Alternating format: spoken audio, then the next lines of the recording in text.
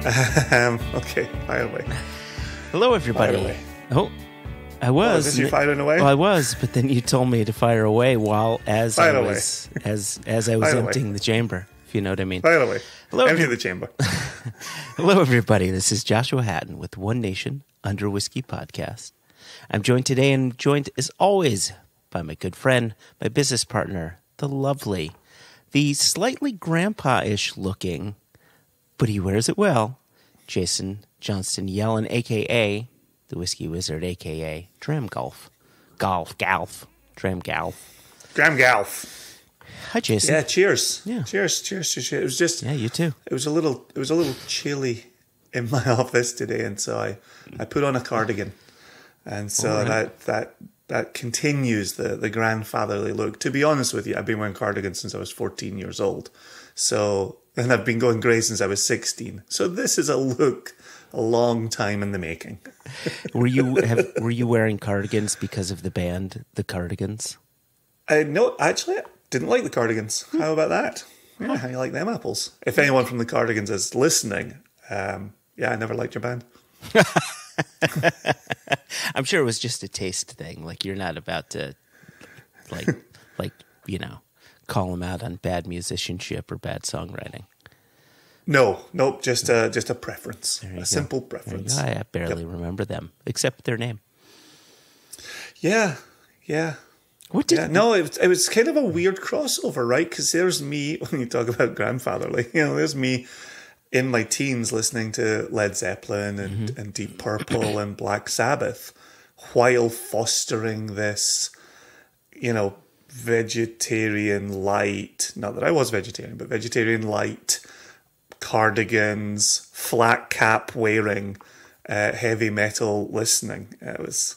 Wow. Yeah, I was just living a life. I was just doing my best. Look at that. As anybody is at that age. Look at that. You're trying to mix...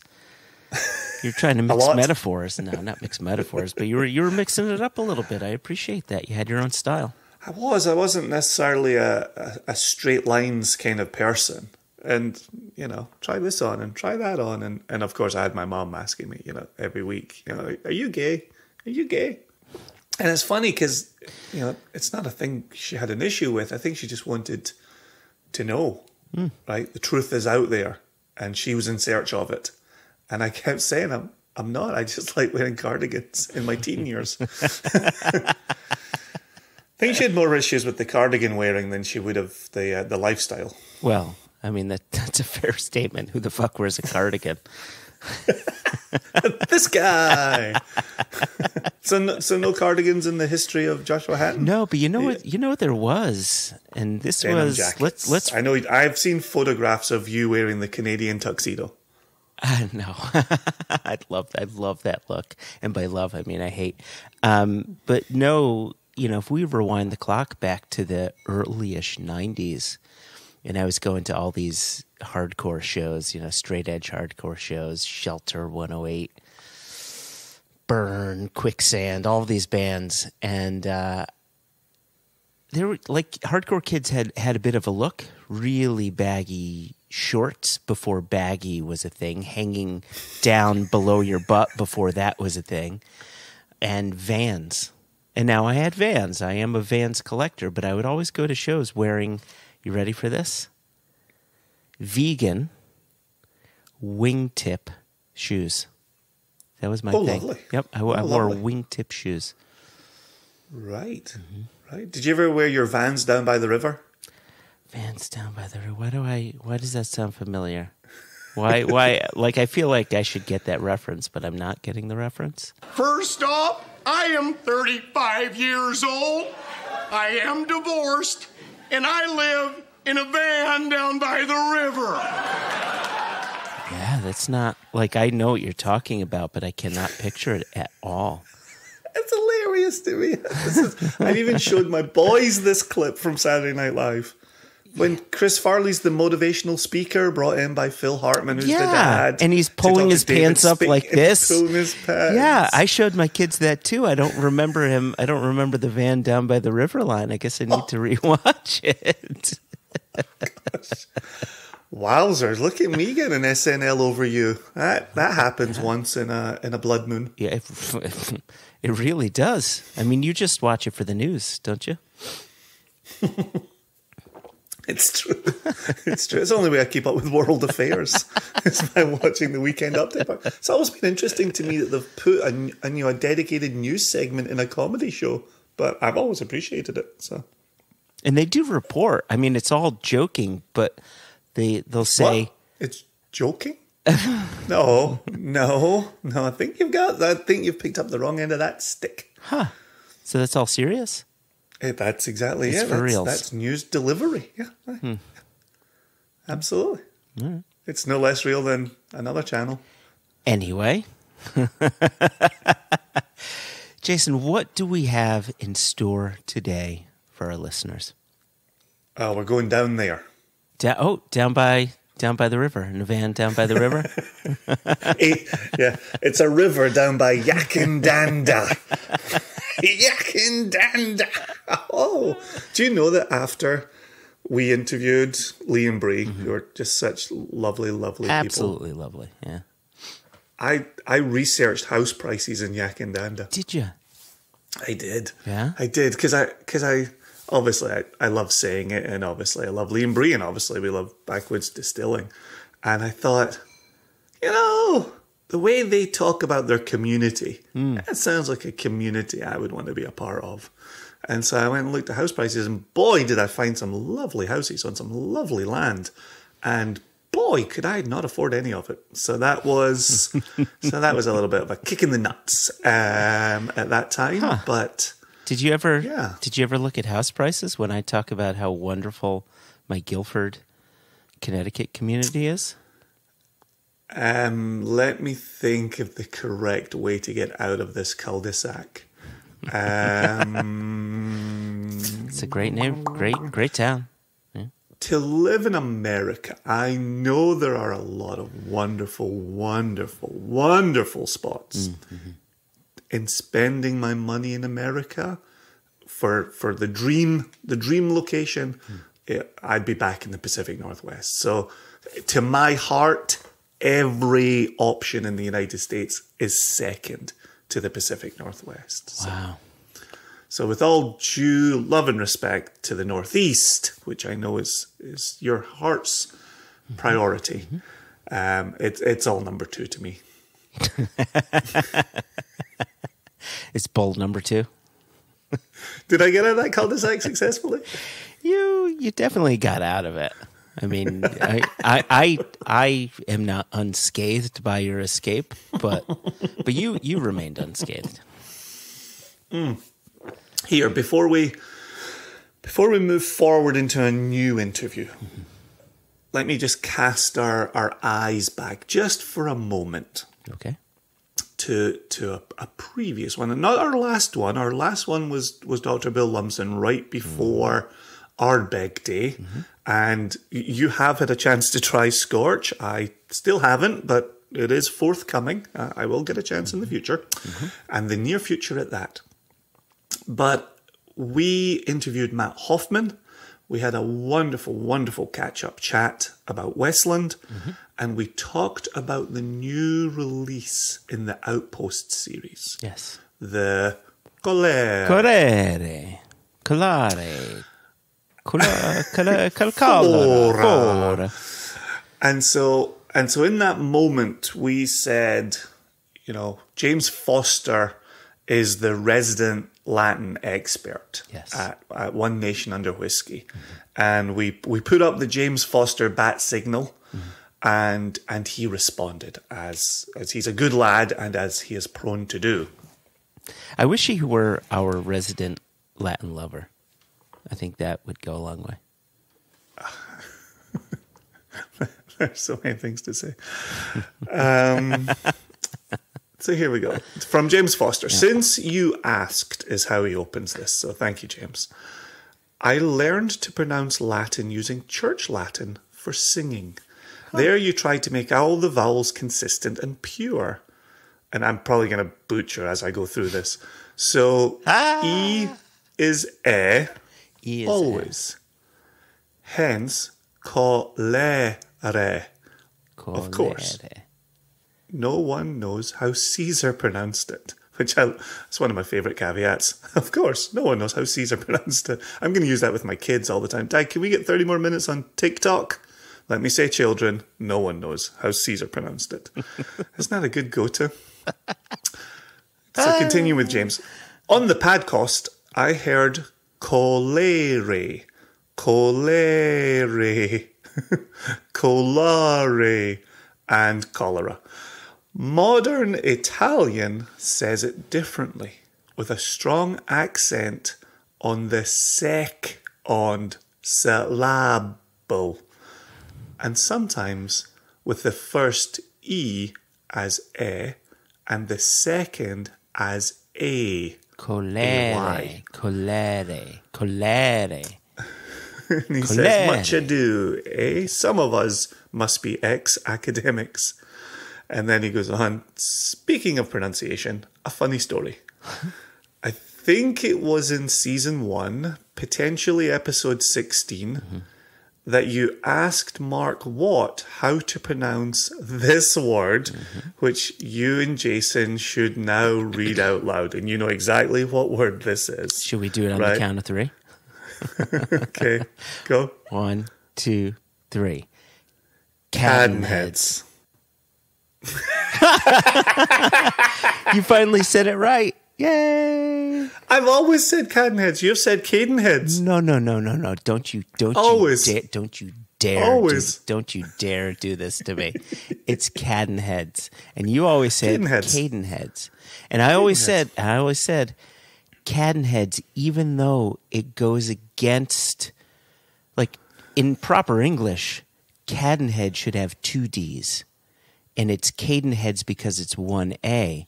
But every Campbelltonian I know, and Mark Watt is not a Campbelltonian, but every Campbelltonian I know pronounced it Cadenheads, not Cadenheads. And so I'm just trying to bro down with the Campbelltonians.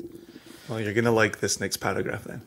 It was hilarious, at least to my ear. Jason always says Cadenheads, and Joshua says Cadenheads, as in cat then reds.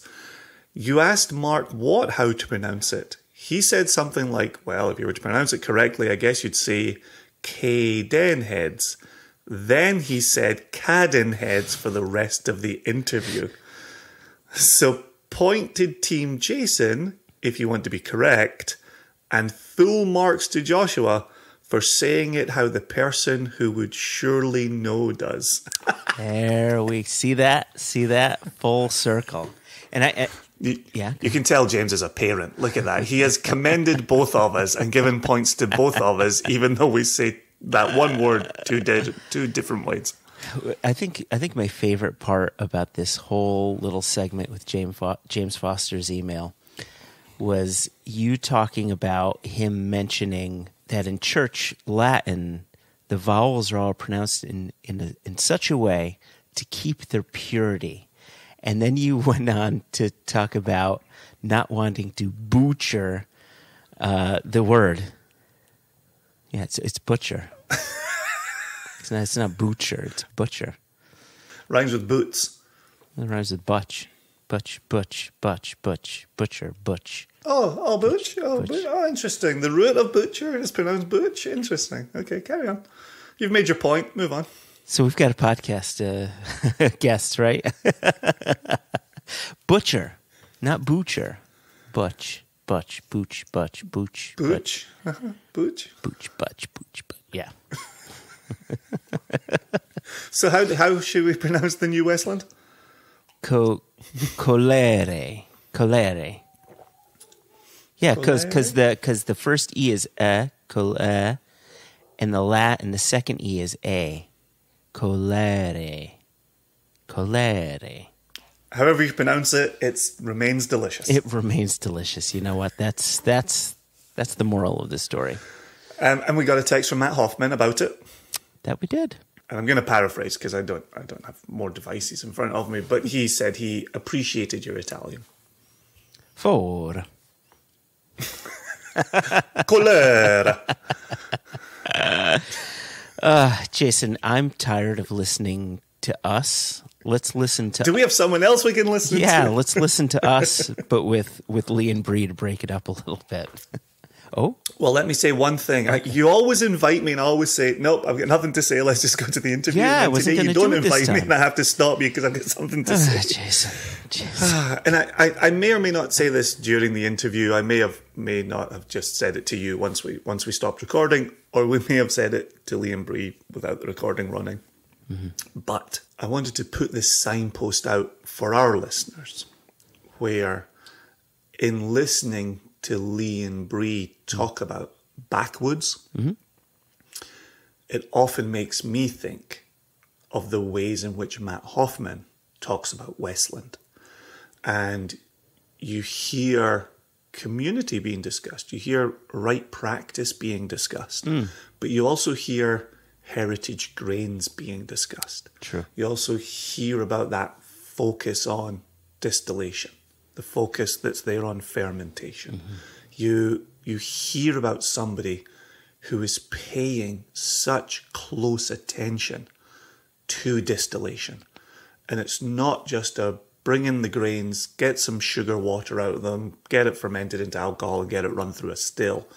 Each part of the process gets full attention paid to it.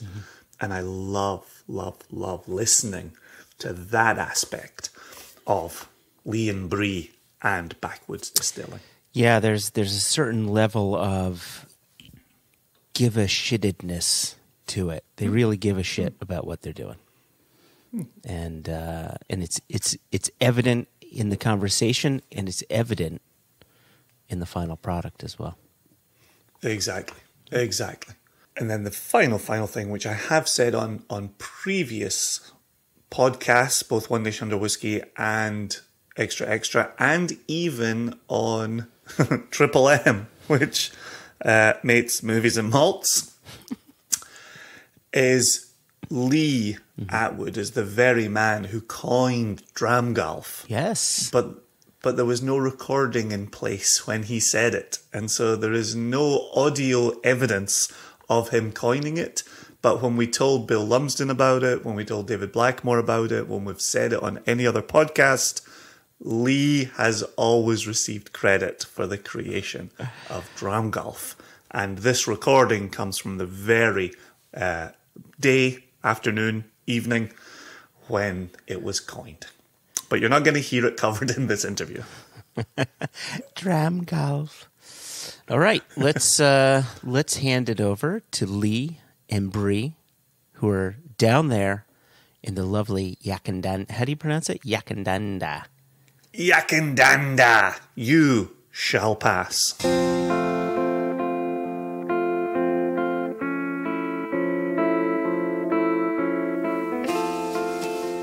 So Leigh, it's absolutely lovely to have you back. And Bree, it's wonderful having you on the podcast. I'm not going to lie, Leigh, the last episodes felt a bit empty, and I understand why. It's because Bree wasn't with us. She does claim she's the funny one. I do. It was a bit too early in the morning, that last one. I was still in bed. This is a much more respectable hour. Yeah. Are you not a 6 a.m. starter? I'm not. She Luckily, definitely is not. we don't open the distillery till 11. That suits me fine. I think that's a little bit early for her. Wow. So I'm glad that you said that, because just before we started recording, we were trying to do the math, or as Jason would say, the maths on basically the last time we had a conversation, which was just a bit over 2 years ago. And I think you said at that time you were in operation, or you had been distilling for a bit over a year at that point, or somewhere around a year at that point. So here we are 2 years later. You have spirit that is now 3 years of age and older. And you've since opened up a new distillery. You've left your respective jobs. You're living the distillers' lives. Like, there's a lot to be talking about and a lot to get caught up on. And so let's rewind the clock a little bit. 2 years ago, We have a conversation. You go on your merry way. You go back to, I think you were a teacher, right, Leigh? Am I correct on that? Yeah, that's right. Yep. Yeah. High school teacher. Yeah, and so, and Bree, what was your profession before you went full-time whiskey? Yeah, person? I worked for a university and was a communications officer in a health promotion team. Okay. Yep. And did you both leave your jobs simultaneously? Are you still working at the university, Bree? Or are you? No, so what? Well, the plan was always for Leigh to finish first because he manages the production, and that's sort of where we really need to pick up the speed. He's been a bit slack the last few years. How rude. Yeah, so we always knew we'd sort of get him through to the end. Well, we were going to probably finish earlier last year. And then with the COVID situation, we kept the day jobs because teachers sort of kept working, so that was good. So he finished end of 2020, and I was going to probably finish midway through this year. But then things sort of escalated over Christmas. We had a really good Christmas sort of sales period, and then with the opening of the distillery door and tasting room, yeah, there was just no way that I could keep working my job either. So, yeah, we just made the move. Right, and so this is what I wanted to ask you. So you're leaving your jobs, you're building a new distillery, and all of it seems to happen right around the time a pandemic cripples the world. What does that look like for you guys? It was sort of pretty. Initially, it was pretty stressful, and it was really deflating because we were going to launch our whiskies and we couldn't do it the way we'd planned. At a public event. It was what it was. So we sort of ran with it, and we worked with a really renowned whiskey bar in Melbourne, and they said, "Hey, we'll do your launch and we'll do it online." I guess just for the timeline though, like we took the keys over for the new space January, and then the pandemic hit Australia in March. Oh my goodness. And then we had our first releases sort of June, July planned, with a load of events leading up to those. So that sort of the calendar had lots of crosses in it. Yeah. And we were like, well, we're just going to have to do it all virtually. You'd been building up for 3 years to these first whiskies. We had 250 Founders Club members waiting, to meet us at events and around Sydney, Melbourne, kind of focusing on those markets. So we pushed back, obviously, the opening and the move to the new space. We thought, well, the distillery's set up at home. We can keep producing at home when we're locked down. That's fine. And we'll just, move everything to a virtual world. So, I suppose because we live in a tiny rural town, our website and our kind of online sales strategy was in place because we can't be everywhere. So we knew that we would have, like, online sales would be a big part of the release. And then I think the whiskey community in Australia just really quickly moved to this online space where the bars were all doing tasting packs and sending them out. They were putting up virtual events. And in a way, it just sort of, it was just a really pretty good space for us to be in because it sort of, the word pivot get used so much, but it did really quickly, by June, all these winter whiskey events were popping up. We had our, online launch with Whiskey and Almond in Melbourne. I guess instead of having like 50 people in a bar, there was 100 people that could have sample packs sent to their home all around Australia rather than, just people that lived in Melbourne. So there was sort of pros and cons of it. And we just ran with the pros, I suppose. And then had everything set up to move online. Like we moved all our stock to a fulfillment house to do the packing for us. And, so it kind of worked. Yeah. So it ended up being quite deflating, but then it was great. Like people got behind us and the launch event was awesome fun. Everyone was really into it. We just saw a screen of faces, big smiles, and it ended up being pretty cool. Yeah. And it wasn't really a downer at all. It ended up being really exciting and different to what we imagined, but still great. The Aussie whiskey community is pretty tight. And at that time, they all got together and they just really supported events, supported distilleries. yeah, they love their whiskey, they love the distillery, so they just stood up and really supported. So it's great, and it's sort of continued now. Like really, Victoria's been out of lock. We went down into 2 pretty hard lockdowns, and since it's all opened up, and that's just coincided with us opening the cellar door. We've had so many people just come in and just say, I'm spending up because I want to support businesses because I know what you've all been through. And big thumbs up to whiskey lovers. They're great.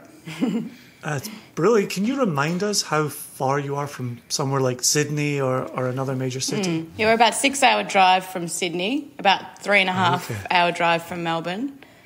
Okay. Yeah. Okay, so these would have been events that you were driving to and staying for a few days. Yeah. Do you feel like you've almost hit more exposure with the lockdown than you may have otherwise found? I think that, because also just logistically, it was really quite easy to do all these tasting events from our kitchen table, with the kids in the other room, and we weren't travelling and, staying in hotels and had all these expenses associated with those events. And I think that was one thing that a lot of people said, like that it enabled people that aren't in those metro areas to experience these awesome whiskey tasting events that they never had the opportunity to go to before. And a lot of the bars really stepped it up and got like international guests on and really amazing whiskies from all around the world. So, I think it's something that's still continuing, even though the bars are back open now, but they're still running quite regular virtual events. Yeah. Yeah, to be able to get people from, 3 time zones away tuning in for your tasting, and, that's pretty cool. And so, and I'm sure, it's probably similar with you guys over there, but it's some of what the industry has learned from these virtual tastings is going to stay forever. And it just gives people an opportunity to turn up to things that you wouldn't normally be able to do. Well, and that was one of the questions I was going to ask you. Is here we are and we were joking earlier about us being on Monday evening here and you being on Tuesday morning, and we're peeking into the future. But even with the way COVID is and coronavirus is in Australia, you are all further along this journey than we are. And whereas we're asking this question, what is it going to look like when we can travel again, when we can go to bars again, when we can do in-person tastings again? Our hypothesis is that some of these virtual tastings will remain because they are convenient and people now know how to use the technology. But we don't think either Zoom will go away entirely or in-person will go away entirely. We think it'll be a hybrid. That's what you're seeing, is some kind of hybrid as you exist in the future? Yeah, and even like the whiskey bars are live streaming their events now. So they're kind of doubling their attendance. So you can go in and go in person, but then they'll live stream it out to those across the country that are now on board. They're buying their whiskies online. So, yeah. It's great for the Tasmanian distilleries because Tassie is quite isolated. And a lot of interest on the mainland in Tasmania, so they can just extend their reach so much better. Just out of curiosity, how far are you from Tasmania? We're a 3.5 hour drive to the ferry, and then it's an overnight ferry. So I'm not sure. You can fly from Melbourne to Hobart in half an hour. Yeah, it's close. Yeah. Okay. Yeah. It's pretty. The sea's pretty rough, so the ferry's pretty slow. It normally goes overnight and arrives in the morning. Wow. Okay. Okay. This makes me feel so World good. geography. I thought I was just the one dumb American who didn't know anything about down there, and Jason just confirmed. I'm sorry, Joshua. I didn't know the ferry from Melbourne to fucking Tasmania.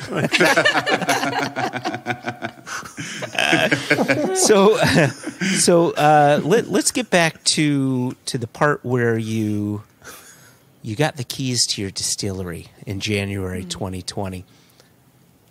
What does that mean? That's your doors are open and you can start distilling, or that's when you have the building and now you're building it out to be your new distillery, right? Yeah. So we sort of planned the fit out. So it was an empty shell, like an empty space that we had to then plan and move the production zone and tasting room into. Yeah. So I don't think we've ever asked this question before. What are the considerations that you have to make when figuring out, okay, this is where my stills go. This is where my washbacks go. This is where this other apparatus goes. Is that how do you figure that out? What does the process look like? Did you have outside consultation to help you? What all went on there? Yeah, so it's a really tricky time because you sort of feel like you get one go at it, and you really want to get it right. So it's those decisions you spoke about, where the washbacks go and where the mash tun goes. It's all, I thought about it for hours and hours and hours on end and reworked it and you can, you sort of seek out advice from the industry and from friends in the industry, but really it's sort of particular to the way you do things. So you do get great advice, but sometimes it just doesn't work for you. So, yeah, and there are a lot of other considerations with the building, I suppose. The building wasn't purpose-built for a distillery. And in the old distillery, that wasn't either. We had a concrete floor and you spill stuff on the floor and it stays there. And, so we wanted to design something where, where I make a mess around the mash tun, around the washbacks, that it all is going to go down the drain and, things and a lot of safety considerations. Like, I had hoses and things all across the floor and it was just a nightmare. It was a space for me only and everyone else, don't come in here. So to be able to sort of have something presentable to the public but also safe. We ended up having to do some pretty gnarly things with the floor. We had to raise the floor. We had to dig big pits in there for drainage. All the plumbing and all the electricity is now in sort of a subfloor that sits above the old floor, just to get everything out of sight and nice and neat. And we had it was actually one of our close friends who is, he's a local builder here, but he's also very technically minded and he's very interested in distilling. So he was the perfect guy to get on the job. He just had great ideas and the fact that he understood the process and what I was trying to do just meant that he was sort of the perfect person to work with. And the other thing, I guess, was having the production zone and the public tasting area as one, essentially. Like that just added a whole nother bag of issues in terms of keeping the space really safe and, Yeah, so that was our idea was to always to have people in the still house. And to do that in this country, you have to, there's certain standards, obviously, that you have to be able to achieve. We sort of really worked hard on that to make sure that people that are coming into a working still house are going to be safe. Yeah. So what does that look like? What types of things do you have in place to keep them safe? It's largely mitigating risk, and obviously in a distillery the largest risk is the ethanol vapor and the fear of that igniting. So we have installed basically an ethanol extraction system. So basically it just pulls air across the entire space, and so we've got a sort of oversized ventilation system that just basically clears the room every few minutes, and there's fresh air. So, we actually ran a heap of tests last week and looked for any little sneaky spots where the ethanol might like to hide, and it was all clear. Yeah. So it's worked. And low storage as well of alcohol. Yeah, that's the other thing. Because of we're wanting people in the still house, we weren't able to have the casks in that same space. So they've stayed at the old site, which is about 50 steps from our house. So that's good too. And I still get to say goodnight to them and read them a bedtime story. Give them a little cuddle every morning. You'd mentioned that you'd gotten advice from a bunch of different people within the industry. Some of the advice worked for you, some of it didn't. What are the considerations that you have when building, when making that floor plan? Is it all for efficiency? Is it a efficiency and safety? Are there other factors you have to think about when planning it all out? Yeah, it's sort of, definitely. Like efficiency is really important. Like depending on where your washbacks are located, where your mash tun's located, like the more you've got to move liquid around, you're just going to make a mess. So, if you enjoy cleaning hoses and cleaning the floor, and so if you don't think about it, then obviously that's going to slow you down a lot. But probably the largest consideration was the location of the stills, and thinking about thinking about ignition sources. Where are the pumps going to be? How to get them outside of the zone, the flammable zone, and working that way. So it was sort of a balance between efficiency and probably safety. Safety probably trumps everything, but. So, but I think the way we've done it, there's sort of two sides to the distillery. There's the brewing side, and then the other side is the distillation side. And there's sort of a clear line that sort of makes them both quite distinguishable. And you can do certain things in one zone, and you can't do certain things in the other zone. So that it's nice. It's nice and clear, and the fact that all the plumbing and all the electrics are in the floor. It's really neat. Like when I spill things and it just goes down the drain, I'm like, yes. I used to stick to my boots, and then I'd it's a big upgrade, isn't it? Yeah. Try and walk across the floor, and it's sticky and slippery, and it's just like, oh, this is so good. Yeah. And then on the other side of it, we've got a barrier around that production area, like a beautiful, designed barrier, and people can sit there and taste their whiskies next to the stills. So nice. People are loving that. They're really, Yeah, so when people walk in the door and there's a distillation running, and you just see their eyes light up, and they go, oh, and you can see them talking, they're making something today, and they walk over and they look at the still. And the amount of people that think that the distillation, because it's clear, they're so, they never knew that the cask gave it colour. Yeah, so so they expect this brown spirit to be running out, and they're like, well, what are you making? Gin? I know. Yeah, but it is really good. It's really good for that, for the whole education side of it, when people can just sit there, trying whiskey for the first time. Yeah. Right in front of the still that the distillate's running out. Yeah. It's just, I can remember those wow moments when I got into whiskey, when you go into a distillery and it's functioning, you can smell it, and it's just this overwhelming the senses, and it's awesome, Yeah. You can see that happening to people. Yeah. It's really cool. Here's another question that neither Jason nor I have ever had the chance to ask anyone. Moving from an old, smaller distillery to a new building, your water source, I imagine, will have changed. Has that affected how you produce? And is it a natural water source? Are you taking? I mean, you're out in the sticks, is my understanding. So I don't think you've got city water to be putting through filters and all that. So let's talk about your water source and what you're doing there. It's sort of, it is a significant change, actually. Back at the old site, we were using rainwater. We capture rainwater and use that for our processing and for our watering down. The new site is town water, so it is treated water. So what we've done is a pretty fancy filtration system where we're basically ripping everything out. But what we're doing, we're still using the rainwater for casks. Yeah, basically for watering down for cask, and then for watering down for bottle. Yeah, so I'm comfortable using the town water for mashing and for fermentation, because the fermentation data has not changed at all. So that's a good sign that the filtration system's working well. So because obviously that's all then going in the still, I'm pretty comfortable with that. There is opportunities there to catch water, but I was going to see how it all unfolded, and I'm pretty happy where it's all at. So I think we'll continue with that town water for processing, but for watering down for cask and for bottling, that water will still be the same rainwater. Yucking down the rain. Yeah, that we've used in all the other releases.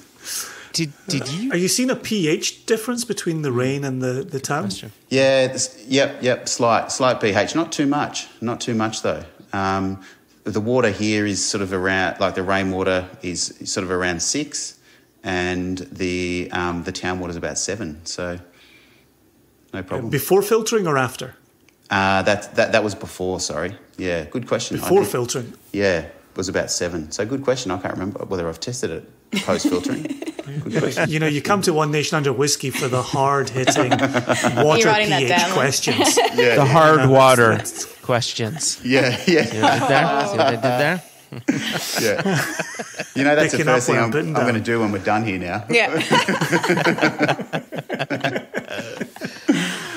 And then I don't think, square meterage is going to make too much sense to many of us, but what kind of size difference did you find in moving from the home sanctuary to the new facility? Sorry, I don't think I understand the question. So in terms of like... What square metre are we here? Oh, square metres. Yeah, sorry. I was still thinking about... But if you just tell me square metres, it's really not going to make much sense. I was still thinking about pH, yeah. Good. I'm glad that resonated, Leigh. Yeah. So we've gone from... Yeah, so it's about 65 square metres to 150. There you go. I can do that ratio in my head. Yeah. Wonderful. Yeah. Almost tripling your size. Almost tripling. There you go. Yeah. But with a third of that's the tasting room. Yeah. Yeah, so the production's doubled. Yeah. Yeah. Production area is doubled, and and even with our brewing equipment too. So we've gone from a 1,000 litre mash tun, and we only had 1,000 litre space for fermentation. We've gone to a 2,000 litre mash tun, and we've got 2,000 litre washbacks or fermentation vessels. So we can pump out a lot more, which is exciting. What kind of volume are you putting out? So at the old site, we're only putting out 3,000 litres a year, and that's with working in the day job. So this year, we've sort of been quite distracted with the opening of the cellar door and et cetera and moving. So we're probably going to aim for about 6,000. Hopefully we'll get that. But, we've got the capacity. If we were running the still, say, 6 days a week, we could get it up to somewhere near 20,000, maybe 24,000. Okay. Yeah. Oh, wow. Yeah. Okay. But that would be, that's probably not. We're not going to run the still 6 days a week. That's when we work towards getting some production staff. Right. I was going to say, listeners didn't see Leigh looking at Bree when he said 20 to 24,000, and it didn't go over the way. Yeah. She thinks I'm a little ambitious on that front sometimes. I just like to, set expectation. Keep him honest. It's perfect. It's the look only a significant other could give, right? It's that look, and we all know that look. It was perfect. It was perfect. Yeah. You kind of feel it was worth sharing with the listeners. Could you, and obviously you're planning, 3-year plan, 5-year plan, 10-year plan. If the idea is to bring in people, but right now, am I right in saying it's just the two of you? Is there anybody else helping out anywhere on either side of the distillery? No, it's just us at the moment. So, Wow. So it's pretty full on. Like we're trying to... That's a big ask. Yeah, we're trying to run the cellar door. We're trying to get everything bottled and trying to keep production going. It's, Like our first thing will be to employ people for the cellar door to do tastings so we can concentrate on the production, sales, working towards what else we offer at the distillery, like tours and distillery school potentially, those sort of things. But because we're just sort of getting out of, all the lockdowns and things, there's not a lot of staff around. So the hospitality industry, as everywhere, has taken a massive hit. Lots of people left that industry. So everywhere is like a crisis point in terms of staff shortage. There's no international travellers, so there's not many people to employ. So that's a bit of an issue for us at the moment. We've only been open for 2 months, and we knew the first couple of months would at least be just us until we figured out how the space runs and how we want it to run before we train someone else to do that for us. So we're getting to that point now, but I do worry because I think there's not a lot of, and especially being in a rural area, staffing, can be an issue. So it's probably hardly worth saying, but it's just those people that you want at the front of your business, and it's so important to us, particularly at this stage when it's so new, and it's not going to be easy, I think, to find the right people, but I know they're out there. Well, we can certainly talk as two chaps who've gone through that in the last 18 months or so. Yeah. That, bringing in Jess, who we think represents the best of Single Cask Nation. Yeah. And then bringing in Elijah, who we also think the same of. Yeah. But it took us, we talked about it internally for a while, I'm not going to attach any numbers to it, a while, about really entrusting your brand to somebody and hoping that they would take as much responsibility for it as we had for so many years. And, you know, Christ, we're in Virginia, Josh is in Connecticut, Jess is in Glasgow, and Elijah's outside Seattle. So you're trying to do this in Yakandanda. We really pulled from the world to pull this off. But it is tough. But the reason I was getting nosy about your future plans is, what would hiring somebody on the production side allow you to do with mashes and distillation runs? What could that look like in a week? Yeah, look, I think it would be great just to, you know, like, there's some things I suppose that I reckon would be hard not to do. Like, I'd find it really hard not to run the still and to entrust someone to do it exactly the same way. He's only just started letting me do it without ringing me like 10 times a day. Wait, he's not there when you're doing it? No, I'm doing some of the distillations on my own, but he used to call me like every hour and get me to test and even like put numbers in a spreadsheet every half an hour so he could keep track of what was going on. We've got cameras now so I can watch. He watches on the camera. That's so great. Is that accessible on your website? A live stream. Yeah. We need the Bree cam. We need the Bree cam. I am not even joking. During the day, I would totally tune into the Backwoods camera. Quite happily. You'd see how much more efficient I am, I think, than, you know. So I think like that would be hard to let go of, but I think, you know, in terms of getting particularly help with the mashes would be awesome. How about the cleaning? Definitely the cleaning up part would be great. Bree's never around for that bit, I've noticed. But I think, would it be difficult, like in terms of the space itself? Does it allow for more people and more? Yeah, like I suppose the way, you know, we were sort of talking about that whole idea of it's a visitor experience. It sort of does limit the space a little bit, but that's sort of, I think, the charm of what we're trying to do. So we'd only ever really need one production person in there at a time. So if it's not me, then someone else. The space is not really built for definitely for 2 or 3 production staff. It's really just for one. But you know, but in saying that too, one person can do a lot.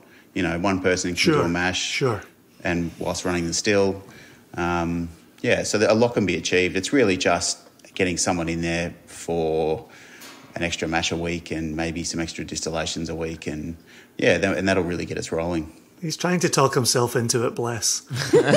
He's doing his best. If I just let them clean up, clean my boots, like, I could maybe do this. He hasn't got to that point yet, have you? No. So we'll talk to you again in 2 more years, and he'll be like, I haven't stepped foot in the distillery production zone for like a year. I'm getting some counselling to prepare for it. So actually, there's a book that I just read a couple of months ago. My wife got it for me. How to not be a control freak? It's along those lines, to be honest. It's Sam Caligione. I'm never too sure on his second name. Caligula. He's the guy. Caligula. Thank you. The Rome scholar has checked in. Thank you. The guy who launched Brewdog. Mm-hmm. Oh yeah. Nope. Cut that. Oh. Nope, not that. That's incorrect. Right, try that again. The guy who founded and ran Dogfish Head in Baltimore, Maryland. Don't know them. We don't know them. We know Brewdog. Yeah, right. That was cut, Bree. That was cut. Now I have to leave it in just for this whole misunderstanding. There's how the sausage gets made. Jason makes a mistake. Such an amateur. Joshua cuts it out and Bree puts it back in again. But it's him talking about when you start out and you're in full control, but in trying to build and grow, you have to entrust your brand to other people, and you have to let them start telling the story. It was a good book. I don't read I really don't read any business books. This was a good book on building a business. And I thought he was pretty straightforward on it. But one of the aspects there is how to let other people help you with your business. And to be, it's really helped me, you know, letting Josh do more stuff around here. He saw it coming. You can tell by his face. He saw that coming a mile away. Remember that knowing look we talked about? That was mine. Anyway, so there's my recommendation to you. I think it's Brewing a Business is the name of the book. Oh yeah, that's good. Okay, that sounds right up. You should get into that. I need that. Thank you. There you go. I mean, that's such a very good point, though, that you bring up, Jason, and I'll put that on. I'll put that on repeat. You know, that's getting lost in post.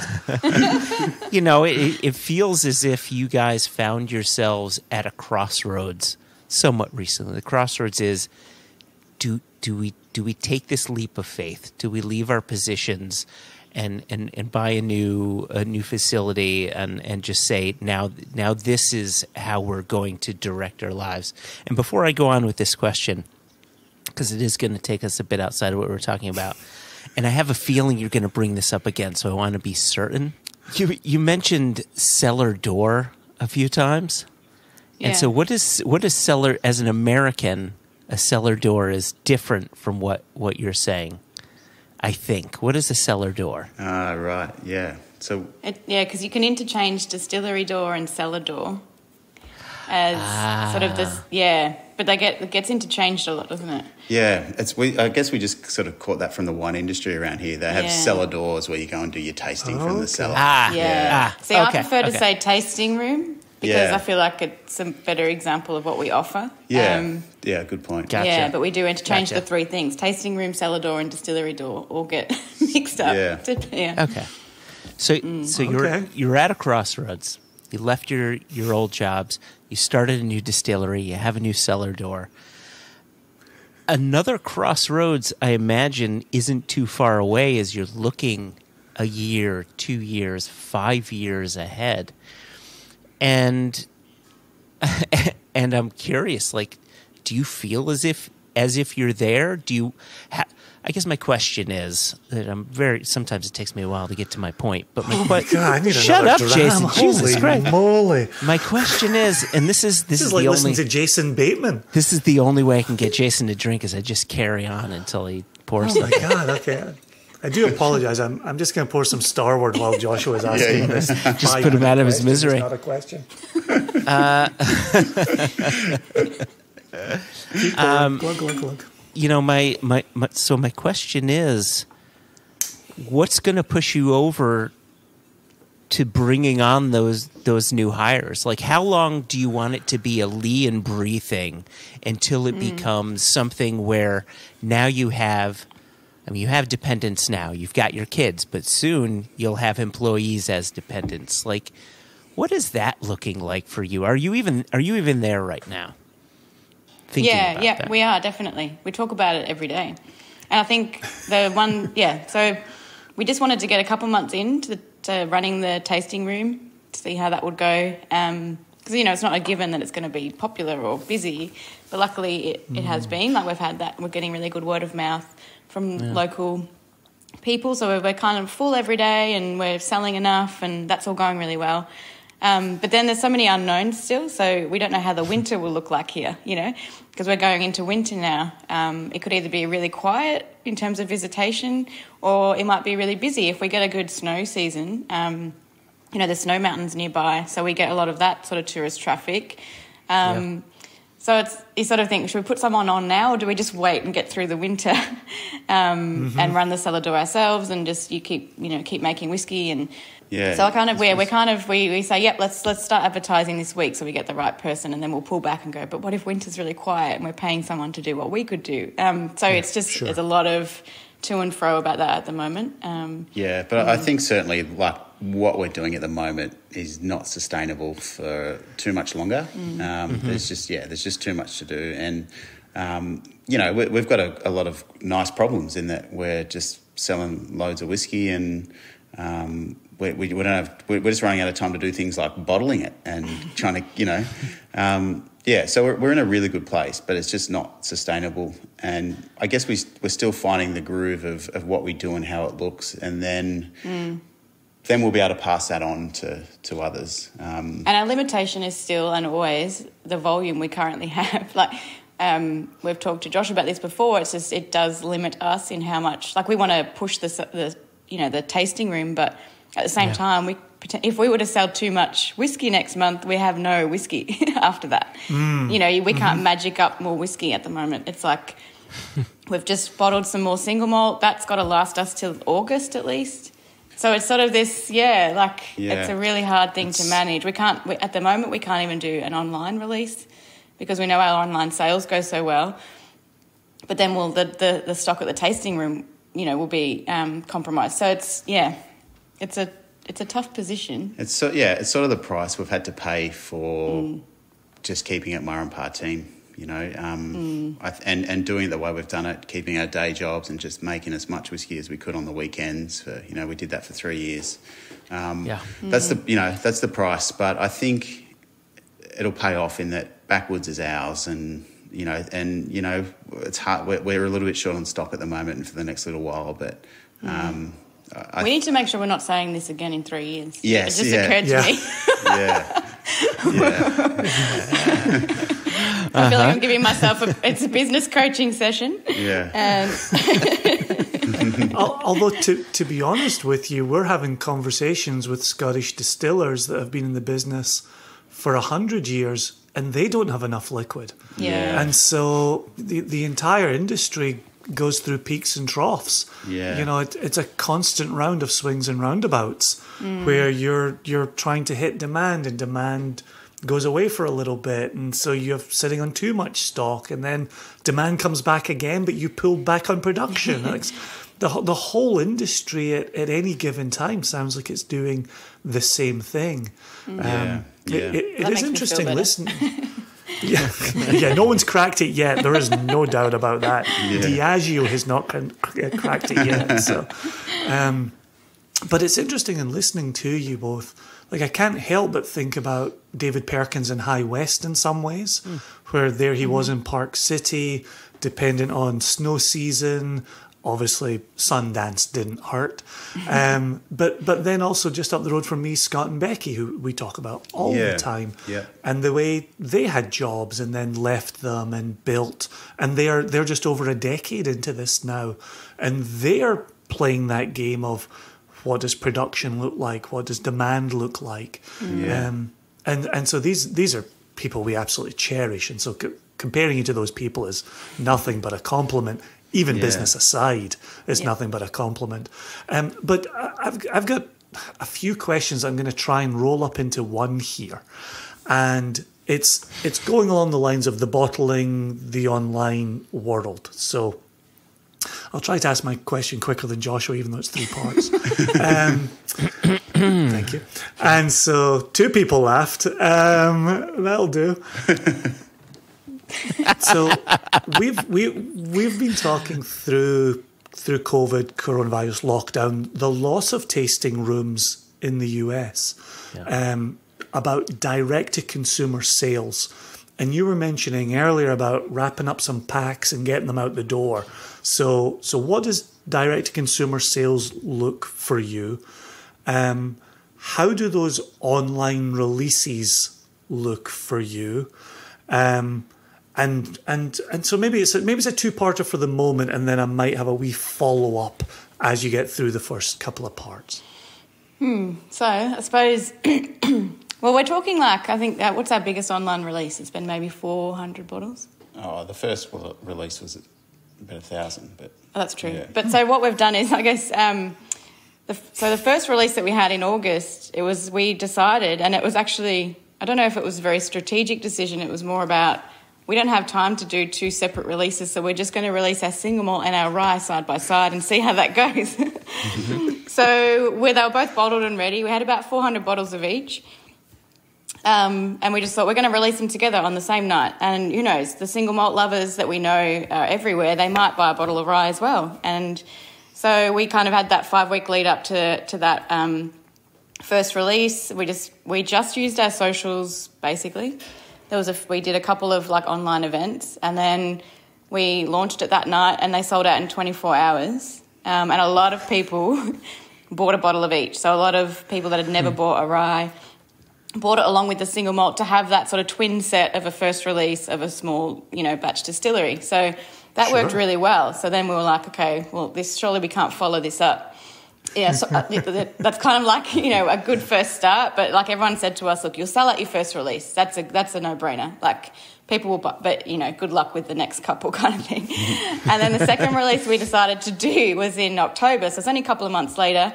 And it was a single cask release. So we only had about 150 bottles. And we sold that out before it went on sale. So I put the shopping cart up live, like I think it was half an hour before the release time. And everybody was waiting online to buy it. So it sold out before I could actually do the... We were having dinner. We were having dinner. I thought, I'm just going to set it now because I might forget. and then the next thing, my phone's like pinging with these PayPal things. Like, I was like, people are already buying it. Like they're sitting online waiting for the shopping cart to go up. So that one went really well. And then the next one was just before Christmas, so start of December, and we did the same thing. We did a single malt and a rye. Yeah, did we? Yeah. And then we also had the gin that we released. That came out then too. Oh. And it was the same thing. The single malt sold out really fast, didn't it? Yeah. Within that day. And the rye, the rye goes really quickly, and then the last 20 bottles just sit online for another few weeks until they kind of trickle out. Oh, wow. So, but it was only like the last 20 bottles or so. It's like people just assume that it's sold out, so then you've got to go, actually, no, there's still 20 bottles. So it's just we've just got this sort of, group of followers that are buying each of our batches. And when we're talking like a couple hundred bottles of single malt, or it seems to be, it hasn't been too difficult to sell it just via social posts. And that's how that's looking. And the red gum. Wow. Oh, the red gum, yeah. So then we had our red gum aged whiskies that we released. When did we release it? Oh, I don't know. 6 weeks ago. 6 weeks ago. What day is it? Yeah. Okay. March? March-ish? Yeah, March. It was March-ish. In So COVID times? Yeah, we had 100 bottles of a single malt, 100 bottles of a rye, aged in the red gum casks, and they sold out in 8 minutes.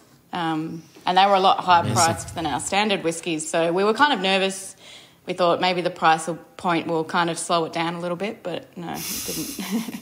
So, that's where we're at with online. Now you sound like our accountant. Yeah. So online, we've got enough of a following that we know that our batches will sell out when they're still only that couple hundred bottles each time. So now our problem is now that we have the allocation for the tasting room. Yeah. And that's taken priority, obviously. We want people to visit us and have a taste and be able to buy bottles on site. So now we're kind of stuck a little bit in terms of online. But we've got this following of people that want batch 4, which batch 4 is out now at the distillery, and we're getting emails, when are you putting it online? I'm like, I'm probably going to only have about 30 bottles. Oh, wow. Jeez. And so I'm nervous because I spend like a week after a release fielding all the phone calls and emails about people that missed out. And they're never very happy about it. So And here's the thing that we remind ourselves of: no matter how big you go in a batch, you're still going to get those emails. We did 1,200 bottles of a 24-year-old bourbon for $300 a bottle, and sold out in 9 minutes. And we got emails from people saying, that was in November. This is now the end of April, beginning of May. We still get people asking us, any bottles of that available? And we thought, we're selling 1,200 of these. Like, we're going to make people happy. Yeah. The emails still come in. You still, and that, you were talking about it earlier, Leigh. That's a good problem to have, right? The support is phenomenal and very much appreciated. Yeah, definitely. But you just simply cannot make everybody happy. Yeah. And that's, and I can see the problem that you've got there, where you've got people who have supported you online. If I'm in Australia and I've supported you online, and I do have, thanks to Joshua, your first rye in front of me, thank you very much. It's amazing. And But I could see, as a supporter of you, I can understand that you need to have a tasting room bottle. I can understand that you need to sell that to people who come through your door.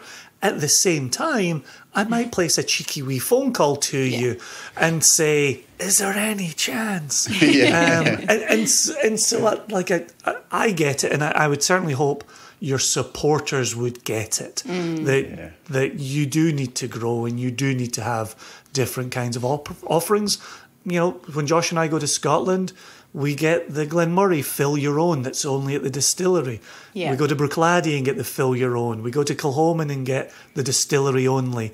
These are parts of being a whiskey fan. It's fun to travel and pick up additional bottles. So what I'm saying is good luck, but stick to your guns. You can do this. We believe in you. Thanks for the pep talk. Yes. You know, we're all living a life. So roll in the direct to consumer. What's that look like? Given that the US struggles with that, and craft producers in the US struggle with that so much, what does D2C look like for you all? In terms of like logistically, or legality, logistically, just the very existence of it. Like we can only sell to in Australia. Okay. Yeah. And legality. But it's not even by territory. Like you've mentioned Victoria a few times. So you're in Victoria. Yeah, we're in Victoria, so there's no. So you can go outside Victoria's borders, no worries. Yeah, that's right. Yeah, we can sell through nationally, no problem. Yeah. Yeah. So, I know I've heard you guys chat about the issues in the US and from state to state. We don't have any of those issues. No. There actually there are states you cannot ship within as a craft distiller. Okay. Yep. No, Wow. I did not know that. No. Yeah. So we have a fulfillment house that we use. That's one thing we outsource is the picking and packing of the bottles. So we send a couple of pallets to Melbourne. We send them all the orders the next day. They pack them and ship them out from Melbourne. So it's pretty much once the online release will go, usually 8 o'clock on a Monday night. I'll put the orders through on the Tuesday. They're usually all received by Friday. The issue. Oh gosh. The issue we have here, I don't know.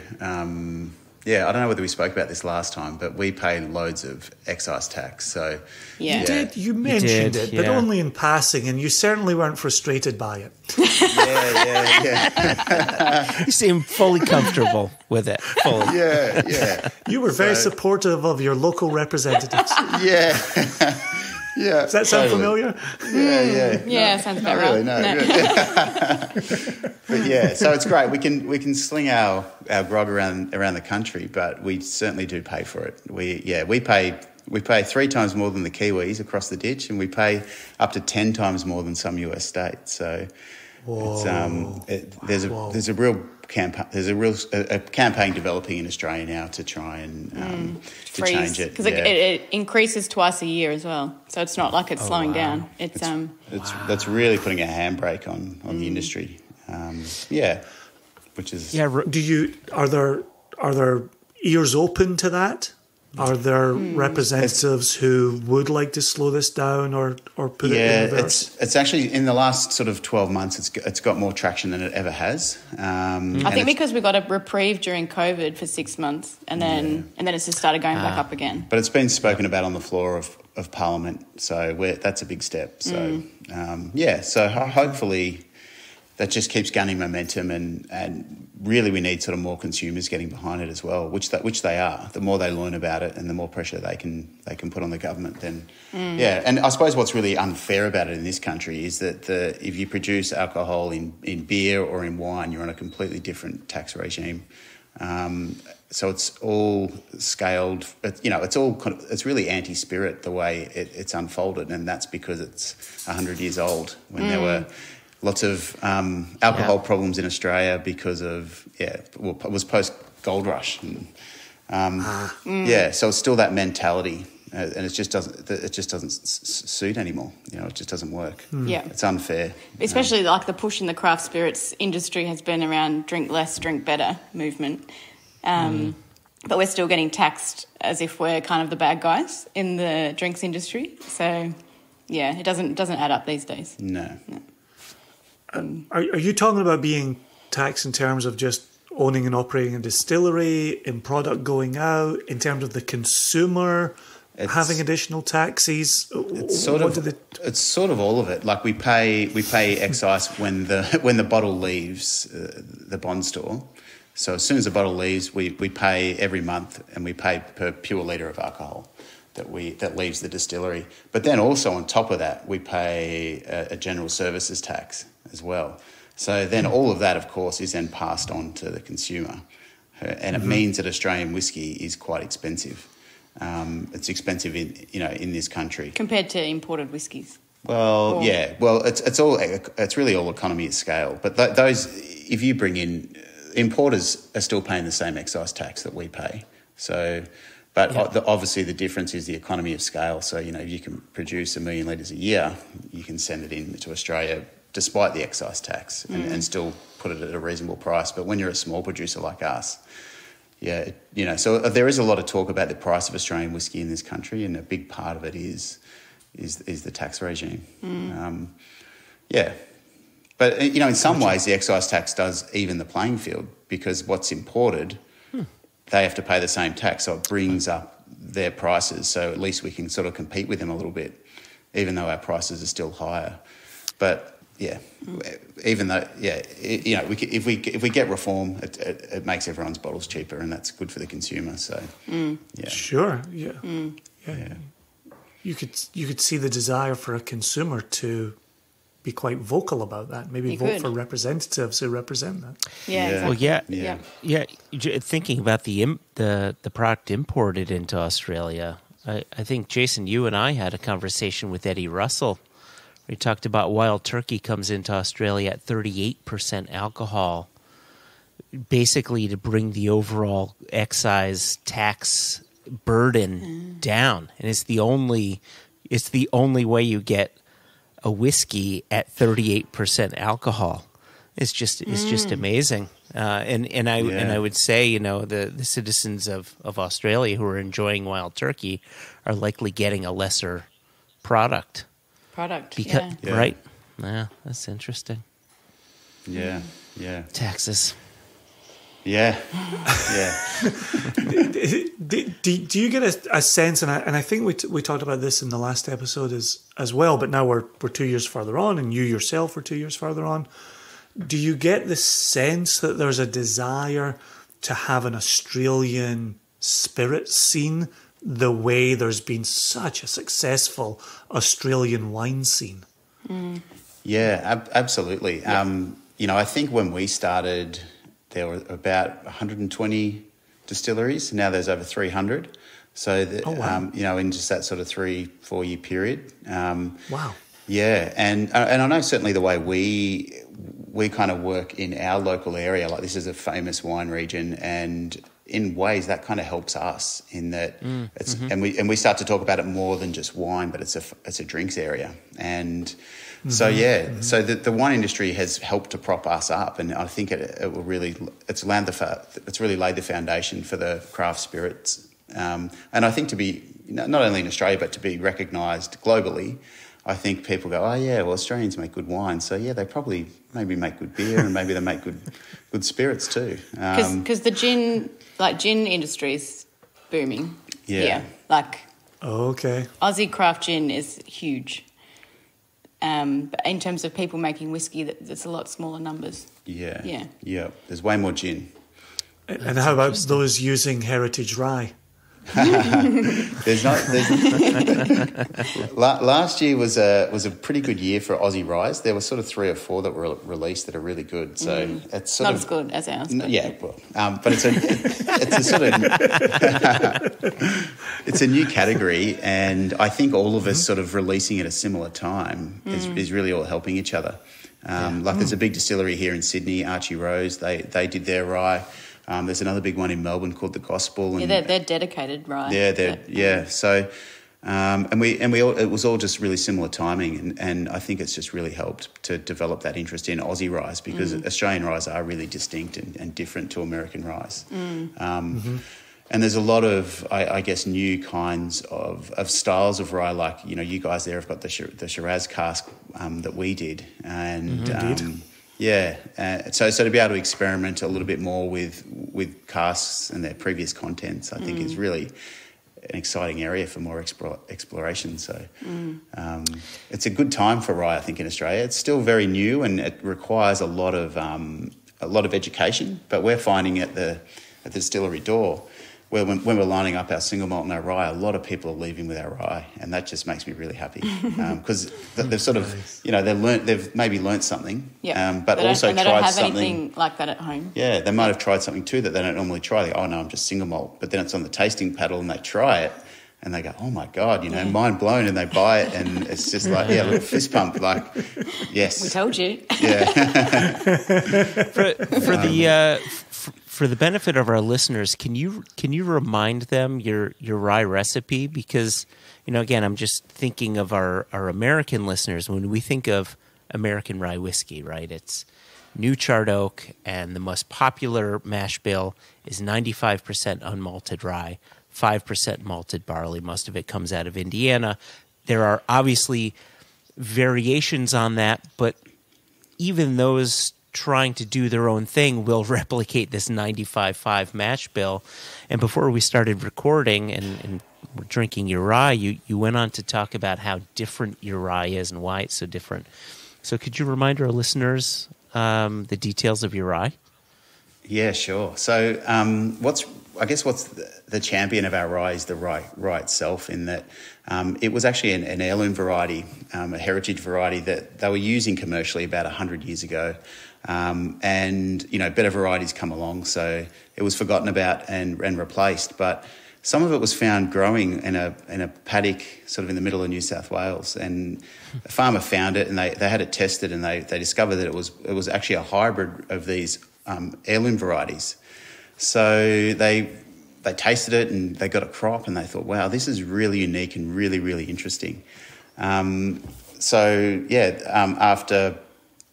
After sort of getting enough and being able to sort of get enough and resell it all, it's so unique. Like, it's sort of half the size of a commercial variety, but it's got twice the amount of flavour, and that's because of those years' neglect in Australian conditions. You know, New South Wales had been through one of the longest droughts on record, while this rye was just sort of left so. Oh wow! It's kind of like a wild rye, and that was the first product we ever released. It was a new make of our rye mash, and it was called Wild Rye because essentially this thing was just left to the Australian conditions and ran wild. So we found it's so flavoursome and just so delicious, but you know, if you did it at a 95%, it's too much. Like, it's just such it's such a beast. So we spent a lot of time working with our recipe to tame that a little bit. So we use about 25% barley. Can I pause you just really quickly? When you say if you did 95%, that'd be too much. Is that from a flavor standpoint or from a production standpoint and a gumming up of the works? Oh yeah, good question. No, that was purely about flavor. So flavor. Okay. Flavor. Like I did 95% mashes, and it was sort of overwhelming. It just needed more dimensions, I think, and I found that the barley sort of helped to soften it and added a bit of sweetness, and then the wheat was almost like the wheat just chilled everything out. So all the peaks, like you can't distinctly taste the wheat, but it almost works as like it just nullifies those peaks and just gives it this sort of it just lays on top and just smooths everything out. There's 10% wheat, yeah. Yeah, and then we wanted to give a bit more length to the finish, and for that we've just added a little bit of chocolate malt. So you really notice that on the finish, and found that in the French oak Shiraz cask that we've used, it accentuates that chocolate note, and it's just amazing. It did it worked better than what we had hoped. Like, we wanted to lengthen that, but then with the French oak, it just really worked so well. Yeah. The other thing is it's a malted rye. Yeah, of course. Yeah, so it's a malted rye. That was going to be my next question. What proportion of that 60% rye is malted? Is it all malted, or is it wow? Yeah, so it's all malted. You two have changed my mind like you wouldn't believe. You really have. I remember an earlier episode where you spoke about your general, that you didn't quite like malted rye. Oh, I as remember much. that too. And you were really nervous about sending them. I was like, oh no. Yeah. He's like, I don't know what Josh is going to think of this because he doesn't like malted rye. Yeah. So, but as well with the malting of the rye, I think that softens it too. I know it does kind of add some earthiness and some vegetal notes, but it definitely softens it. Yeah, and the whole production, I guess, scenario with the rye is that it's because it is malted, we use a really similar mashing method to our barley, but of course because it doesn't have a husk, we need to add rice hulls for runoff, and it took a fair while to master the rye to get the full conversion, and then you get your full conversion, and then it didn't like fermenting, and it's like, come on, rye, like give me a break here. But then it does. The high beta gluten count means it gets stuck in everything. It's soupy, and you swear a lot, but then when you taste it, you forgive it. So it's all worth it. The single malt mash days would be like a half day, easy, done. Yeah. All cleaned up. We'd be off, go down the river, do something else. Yeah. A rye mash day, it's like, okay, we'll see you in 12 hours. Yeah, it's just, some bit of swearing and kicking the pumps, and no, not that bad, but that's too much. She seems like a cruel mistress. That yeah. I thought you were talking about me. That's why I kept going there, Bree. I took that sentence right to its conclusion.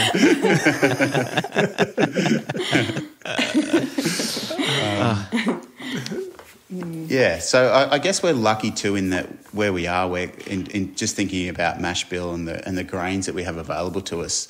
We're sort of right near the kind of the wheat belt of Australia. It's sort of about an hour's drive from here, and most barley and most grains for all industries are grown really close. And there's an amazing new facility there now, Voyager Craft Malt, that not only do they create their own amazing malts, but they also do malts to your own specifications. So nice. It's a lot of fun too. Like you can find weird things and they'll go, oh yeah, let's have a go at that. They've got some test paddocks, they'll grow it, they'll malt it for you. They're great guys to work with, and just it's so cool to have access to, you can dial in your own malts. You can say no, kiln that for longer, or throw it in the roaster, or so it's really what a resource to be so close to that. Super cool. So this is definitely a question that we asked you at season 3, episode 3, but it sounds like it's as true today as it was then. Are you torn between how much you could potentially experiment and how much you want Backwoods to be known as Backwoods? That's a really, really good question. I think it's just in my nature to want to try and do different things, and I think even just that discussion on the heirloom rye variety, even using that in some ways was a little bit risky in the way that we've done it.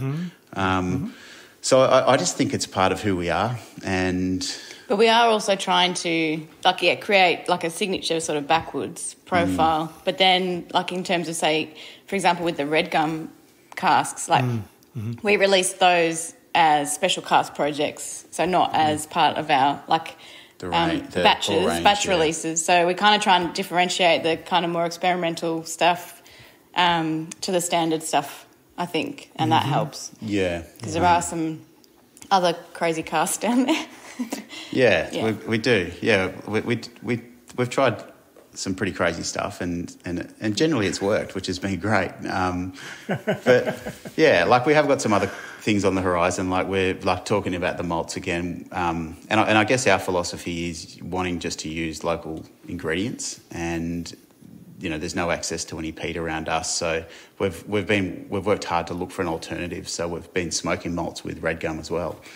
And we've got some of that in cask. So just trying those things, and I think the industry down here is really receptive of that stuff, that people really want to try I think things that are unique to Australia and being able to do that. So, so you're right. It's a really good question. It's that balance of what is Backwoods, but also just scratching that itch of, I want to try that, or I've got to try that.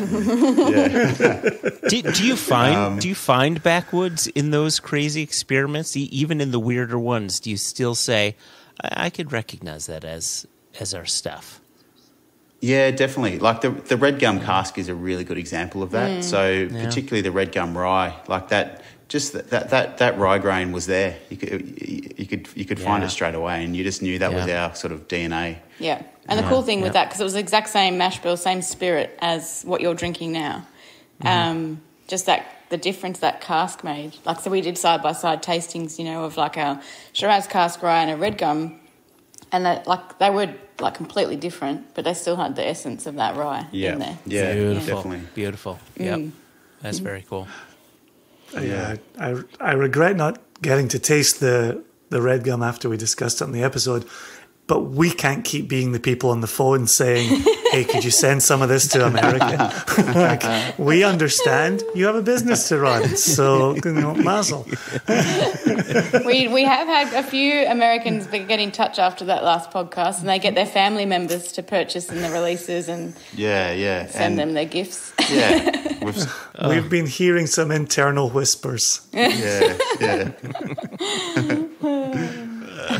Well, in the interest of time, I know that Joshua is going to pivot to get us out of here. Yeah, I guess the question is somewhat similar to what we asked you 2 years ago, and it may have a bit of a different meaning at this point. What has you most excited for the future? What are you looking forward to in the next year, 2 years, 5 years? Do you want to start? I don't know. You start. Okay. Look, I think for us, well, for me in particular, I think I'm excited that we're doing things like refilling casks and getting, the opportunity to get first fill, second fill, third fill whiskies out is, and particularly on the single malt, I'm really excited by that. I think we spoke about it before, but, down here, probably whiskies that are fairly oak driven are really popular. And they've worked for us, but I'm really excited too to start to look at creating whiskies, particularly the single malts are a little bit more balanced. And so not only are we second filling casks, but we're also using larger cask formats. So last year we filled lots of 200 litre barrels and some barriques at 225s. I just got a big load of hogsheads, which had Australian Apera or Australian sherry in them. Nice. To fill some of those larger cask formats, and I'm excited about, in a way, keeping all the barrels at the original site. I think is kind of cool, because I think that's a part of our DNA as well, in that shed goes from -5 degrees Celsius to plus 45 degrees Celsius. So it's crazy. And I think the way the barrels work in there, it's a part of us. So filling those larger format in there, we'll be able to get a little bit more age on them. Yeah, I think that's exciting, that kind of those whiskies, which are probably, 3 or 4 years away, but that's what I'm excited about. I still think about your shed shooting rubber bungs. I was just thinking about that. I still think about that, and I still tell people about that actually in my tastings. The way it would suck it in and then the way it would shoot it out is remarkable. That's your first hire. That's your first hire, someone to collect all of the rubber bungs. Here's a tennis racket. What do I need a tennis racket for? Just walk through that shed a minute and you'll see. Boom, boom, boom. And you, Bree? I suppose for me, like a lot of what I do, I guess for Backwoods is part of that storytelling, element to our distillery. And I get since opening the tasting room, like it's just been so incredible. I think after having all of our releases online, and we kind of could see people tasting, but you don't get that same experience as like people walking into the tasting room and either having their very first ever sip of whiskey with you, or because they think they're kind of coming in to buy gin, and then you might as well try whiskey while you're here. And just that sharing those sort of experiences with people, or you know, just getting people excited in front of you about how you make your whiskies and tasting your whiskies and the flavours they might get, or a different way to taste where it's not going to, you know, burn their throat. They're going to be enjoying it and getting those lovely flavours of caramel and, you know, vanilla and honey and just seeing people's reactions to it, especially people that aren't like expert whiskey drinkers, you know, all those novice whiskey drinkers that are coming in, which is probably primarily what we're seeing. Like, it's a new experience for people. Like, I had some ladies that were just out for a walk around town, came in just to have a little look, ended up staying for like an hour and a half, tasting whiskey for the first time. Like, awesome. And it was amazing. And so I guess it's building on the visitation and those experiences for people that I really love. Like, I get, you know, just like we would definitely have, I reckon, like a 50-50 split of male-female like visitors as well. So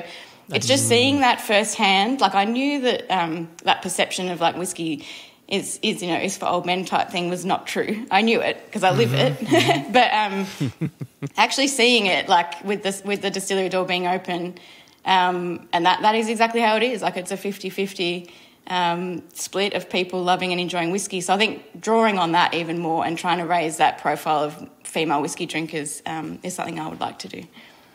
I like your use of these people enjoying whiskey. These people are enjoying your whiskey.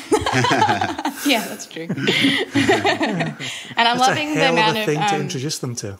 The first time whiskey drinkers that will actually go for the rye. And I think because ours is it's an easy drinking rye and it has that nice chocolatey kind of finish that people love. So it's all of that is really exciting. Yeah, no, you're both hitting it out of the park. I don't know what the Aussie rules comparison is there, but you're both doing fantastic. I don't know, Aussie rules, you're probably punching somebody upside the head really really well. It's amazing. But no, there's no like sports analogies that I'm going to be able to help you out with. Bree's not, even if it was AFL, Bree wouldn't recognise that it was Aussie rules. You're hitting it for 6 every time out. There you go. Like, there's no doubt about that. Joshua has no idea what we're talking about. He doesn't. I know that this is a knife. That's all I know. This is a knife. That's not a knife. But we said this to you 2 years ago, Leigh. Like, we'd been watching your journey on the Instagrams, and then we had a chance to talk to you, and it was love at first conversation. And to check in with you, Bree, in the second conversation has been magnificent. And Josh and I continue to lament that we haven't made it down there, which is Joshua's terminology for the Southern Hemisphere. But one day we will, and we are making a beeline for Yakandanda, and it's gonna be brilliant, absolutely brilliant. And I can't wait. We're gonna get so drunk together. It's not even going to be funny. It's so true. Well, you've got an invitation now, so if you don't come, it's going to be rude. So you have to, the invitation. I'm glad there's an invitation because I am thoroughly coming. There's no doubt about this. That would be amazing. But guys, thanks to you too, because you guys probably don't know how much of a influence and you've really been with us for most of the journey, and you guys have played every week in our distillery, and we listen and we love it. So, thank you. You guys have helped us in more ways than you know. Well, thanks for playing our nonsense. I guess we've got good interviews. Now it's my turn to blush.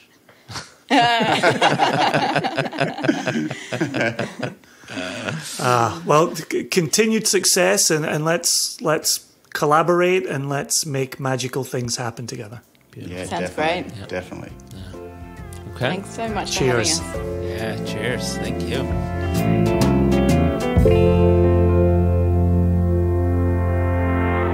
Our time with Leigh and Bree was really well spent. I really, we spoke with Leigh before, but it was so nice having Bree part of the conversation, sharing her insight with us, and just hearing that additional voice talking about Backwoods. Really lovely. Yeah, they're a hell of a team. And while it was wonderful getting to know Leigh that first time we had a chat with him, getting to speak more with Bree and hear more about Bree this time around was so rewarding and really so wonderful.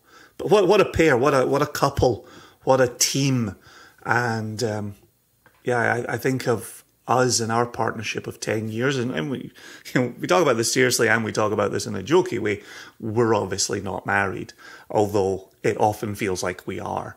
And so to speak to a married team and how they work, that partnership is always really intriguing to me. And I don't mean that in any kind of facetious way. There are times when you and I leave our work marriage to go back to our actual marriages and families. And could you imagine if you and I shared the dinner table and shared a bed? Like, would we ever not be talking about the company? Would we put parameters in place where it would be like, okay, we're sitting down to dinner with the kids, let's not talk J&J Spirits, let's not talk Single Cask Nation, right? Yeah, I feel as if we asked that question of I think we asked that of Kate and Mark, right? Of the Watts with Campbelltown Whiskey Company and Watt Whiskey, and how do you delineate between now we're working and we're talking about whiskey, and now we're husband and wife raising our son and daughter, just trying to be a normal couple, not always talking about whiskey all the time. And I'll be honest, I don't remember the answer to the question, but I imagine there's got to be a little acrobatics going on there, right? You need discipline if it is your enterprise, your joint enterprise, right? You're both entrepreneurs, right? It's difficult to shut that off. So hopefully either A, they can find a way to do it, or B, they're kind of okay in this growth period, always talking about whiskey all the time. But also how interesting to listen to them talk about adding people to the team. Yes. And again, in thinking of our own situation, adding Jess and Elijah to our team and bringing in people who take the brand as seriously as we take the brand. And that's a hard thing to put in a job advertisement, right? Must care with every fiber of your being.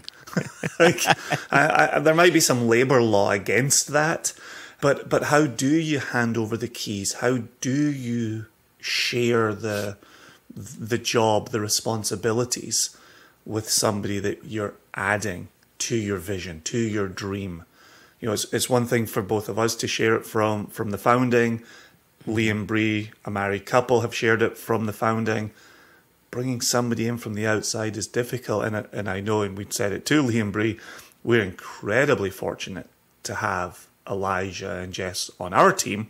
Oh, yes. Yeah. And I hope they're as fortunate in adding people to their team. I hope it's my wish for Leigh and Bree, and actually it's my wish for any small company, to be lucky enough to find their own Jess and Elijah who have the same give-a-shittedness that Leigh and Bree have in producing their whiskey, that you and I have in bottling our whiskey, right? It's important finding the right people, like you had said, to hand the keys over, right? When you're out and you need someone to open up the shop, who do you trust? You need someone you can trust implicitly.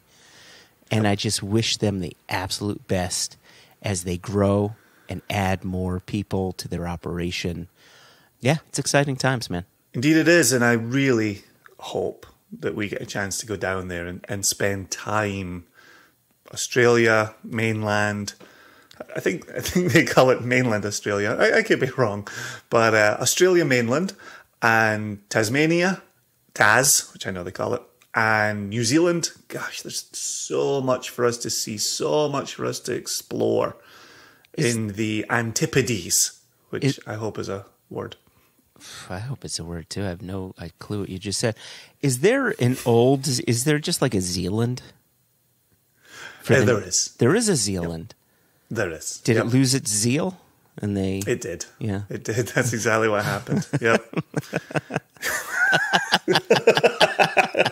Oh boy, we really embraced the dad joke there, didn't we? We really went whole hog. Gosh, talk about going. So, Jason, do we have any news to share with our listeners? Maybe a couple of just very quick updates. Where in the Westland episode we shared the loss of the Westland casks. Okay, hold on. Like, you can't deliver news without a paperboy alerting that's very people. true. Oh, I don't even know why I just started sharing information. Let's wake up the paperboy. The paperboy didn't know either. Trying to run him out of a job. Extra, extra! Read all about it! Life story of Playboy Penny! Extra, extra! Extra, extra! Read all about it! Me and that Playboy in trouble! All right, Jason, the paperboy has spoken. You may continue. Okay, so let me start that sentence from the beginning with, of course, an apology to the paperboy. So in the Westland episode, we shared the loss of the Westland casks.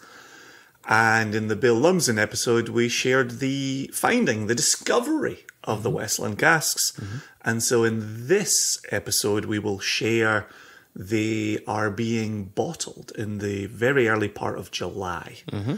So as always, continue to listen to the podcast, continue to watch the Facebook private members only page for information and social media. We will try to share some things over social media, but I think the podcast and the Facebook page are often ahead of the game for the sharing of that is very true. Now, last episode, you teased that Jess may have some news to share with us this episode.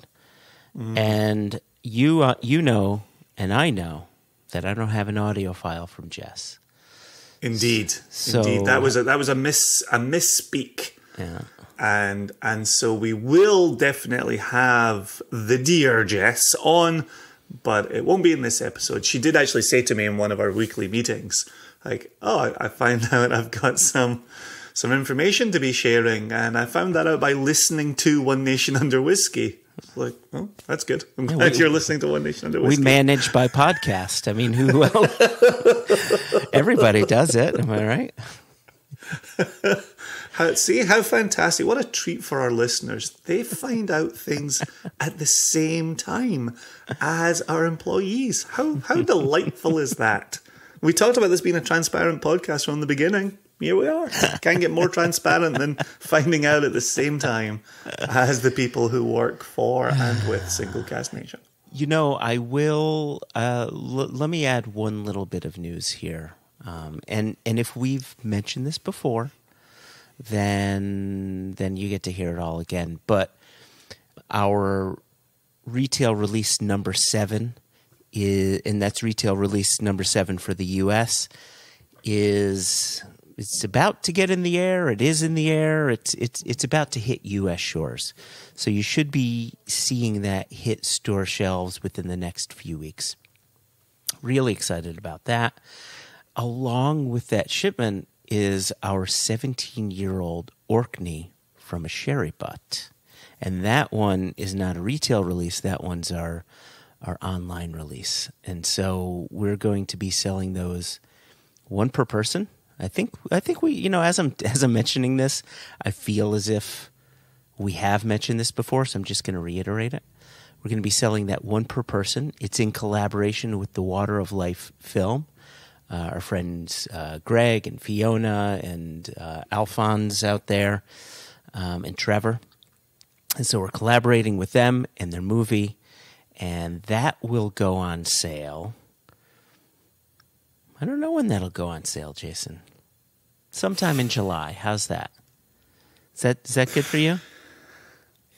It is. We will be speaking with Greg of Water of Life film, Greg Schwartz of Water of Life film for the next One Nation Under Whiskey. Yes. And that will be right before the sale of this wonderful Orkney cask, which, nay do to boot it, it is a fantastic bottling. And now I do remember talking about this because I remember comparing it to some of those early 2000s single cask bottlings of a distillery called Highland Park.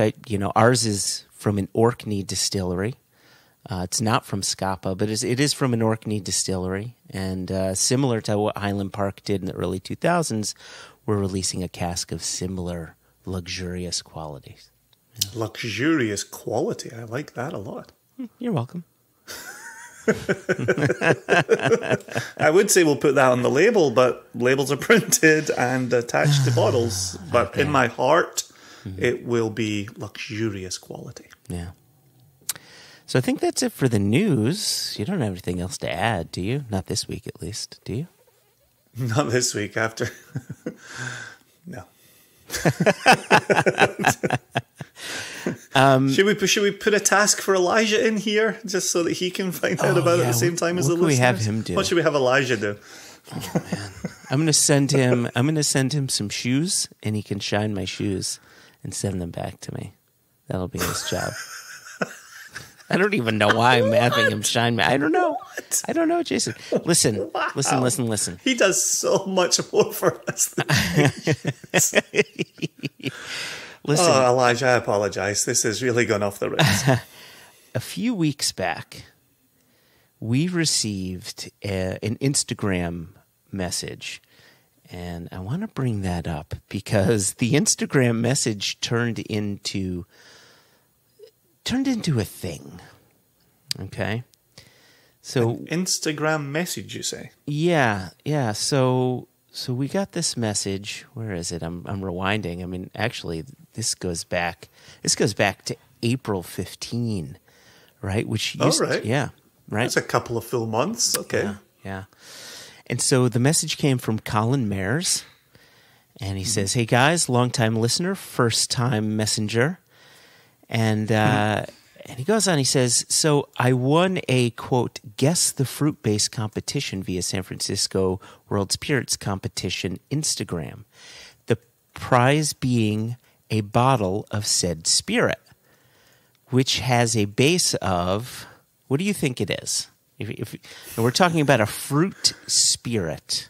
Now, often we think of fruit spirits, we think of brandies and things like that. Correct, yeah. You told me what it is, so I'm not going to give a full-on guess here. Yeah, I forgot that I... But I will say, this, I don't know. If you could have given me 50 guesses, if I would have gone here. I think of this more as an oil as opposed to a potential for a distillate. So if I show... Can you see my screen? I only see a curly A. Abacati? Yeah, abacati. There's a picture of a sloth on it. Anyway, the base spirit was from avocado. And he said, it was a lucky guess, if I'm being honest. Turns out it's impossible for them to send a bottle to me in New Zealand. They asked if I would like to send it anywhere in the U.S. And I love this. He said, "You guys were the first whiskey/booze geeks I thought of." Gosh, thank you. Thank you. And so he goes on, and he asked if we wanted him to send it to us, and of course I said yes. But he goes on. And so first off, Colin, thank you, and I'm about to taste this live on air. But I want to finish. I want to finish his message here. He says, because it talks specifically about what you, Jason, had mentioned before we introduced our conversation with Leigh and Bree. It says, "I hope you get to make the trip down to New Zealand you've been talking about. My pre-pandemic profession was as a tour guide and a small group tour provider. I'd be happy to assist with planning tips."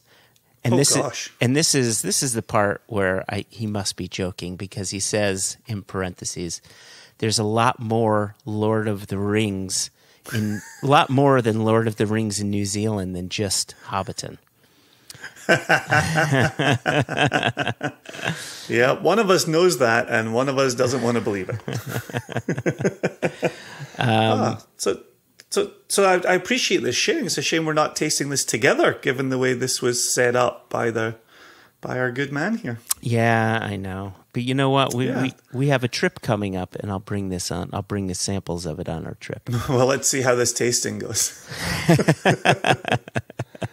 The last thing that I want to say is, says, as it happens, my silver lining of the pandemic has been a move into the drinks industry, working as the, quote, whiskey guy for Glen Gary Wines and Spirits in Auckland.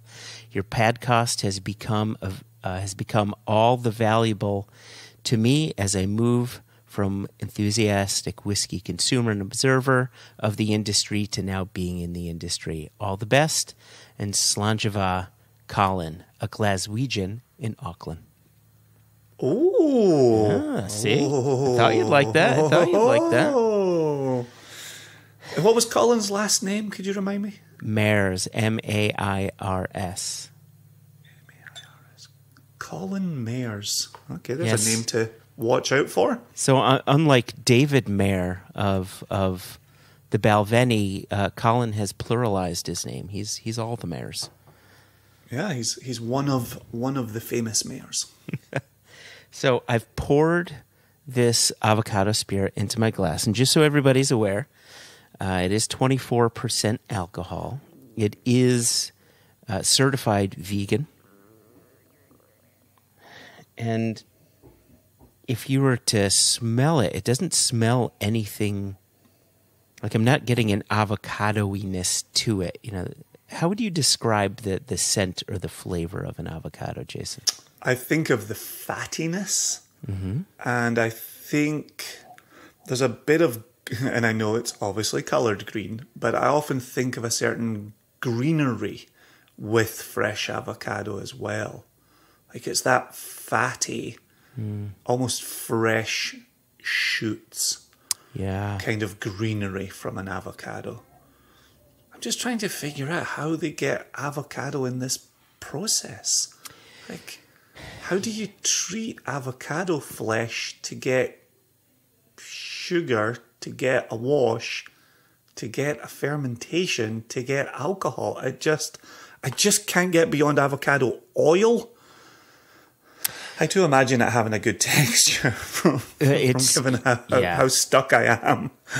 Well, let me read the back of the label for you, and again, I think you had the brand name right, Abacati or Abacati. I don't know, Abacati sounds better. Abacati avocado dry abracadabra. Abracadabra. Abacati, abracadabra, avocado dry spirit is a culinary sensation. With its fresh green color, goes back to a very old Brazilian recipe from the 17th century. The avocado dry spirit is nevertheless an innovative spirit that combines sun-ripened avocados, exquisite rum notes, and raw sugar with a touch of pineapple and lime for a refreshing, pleasurable taste experience. And you get the rum right off the bat, like this fresh, sweet, rummy kind of quality, mixed with that, maybe pineapple upside down cake or like that bruised pineapple when it's almost gone just a bit too ripe. There's also like a delicate, salty backbone, like a heavy, leathery, salty backbone to it. It's not just that sweet, sugary, pineapple, rummy kind of thing. There's a heavy earthiness. Now I'm going to sip it now. And that's, oh gosh, you just used the word. I was about to ask you, is this a sipper? Is this a cocktail ingredient? Is this in need of ice? I hear avocado, I think of lime. Is there a limey cocktail in this future? Right, so there is lime in this. There's a bit of pineapple, a bit of lime going on. I will say for the focus on avocado, and I agree with you, when I think of avocado, the flavor is typically mild, but you're really there for the texture, right? And that fattiness. And the mouthfeel is not very oily. It's not the most viscous liquid in the world. That's interesting. Yeah, I think of the smoothie that I would get in LA on my trips. The avonana berry. Yeah, which I've had shared with you. a few of a day. Yeah. Yes, we did. We got those smoothies and then headed south to San Diego. That was a ton of fun. But the avonana berry is avocado, banana, strawberry, and it's one of my favorite smoothies that I make in the house. Absolutely love it. But what it really does is it pretty much makes vegan yogurt or yogurt. I know social medias have been alive with the pronunciation of yogurt and yogurt. Wait. Why do people care about the pronunciation of it's yogurt? Isn't it yogurt? How would you pronounce it? What's this? Yogurt. Like yogurt? Like a yurts? Like a yard site? Yard site gurt? Yogurt? Yogurt. So, but what it really does is it makes a vegan yogurt, and so eating a smoothie with a spoon is a favorite of mine, and just the strawberry, the yogurt, and a bit of agave, just to kind of introduce some sweet. Can you do me a favor? Can you send me the recipe for that, and I'll post it up on our socials, because I remember that smoothie and was floored by it. I need to know how to make it. Oh, I don't know their recipe. I just have my own. Yeah. Oh, okay. Yeah, I don't recipe. want to. Yeah. Yeah, oh, no. yeah, If you like your recipe of it. Oh, I love it. Yeah. I mean, every year at Hanukkah, I share your latke recipe that was printed in the Vegetarian Times magazine, and they still have not put the whole grain mustard seeds bloody back whole in. grain mustard. I know. It's the glue, right? It ties the whole room together. It's like the dude's recipe rug. for my gosh, what have they had that? 12 years they've had that recipe? Yeah. It's mental. Anyway, what are we talking? How did we get here? Avonana berry. Yeah. Oh, yeah. And the abacati avocado dry spirit. So, Colin, thank you again for sending this. It's nice. It's a little sipper. I think it would do even better in a cocktail, maybe mixed in with the smoothie recipe that you had mentioned. You're going to be sharing. Yeah, it's tasty, man. I like. Oh, you want to know something interesting? Look at the bottle size. A half liter. 500 ml. How is it? A little goes a long way. But 500 ml is not a legal spirit size in the U.S. Maybe that's why.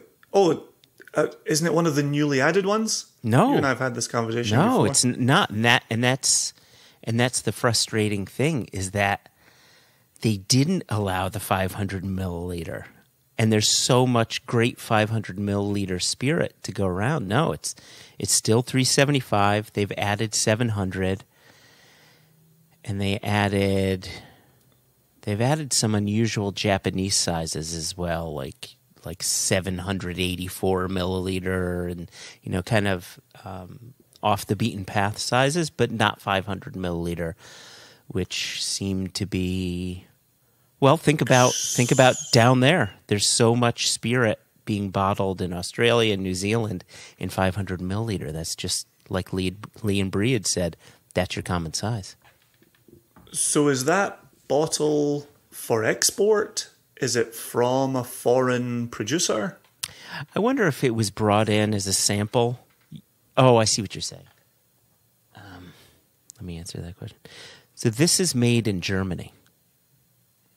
Yeah, and if you look at the back, everything that's in English is also in German.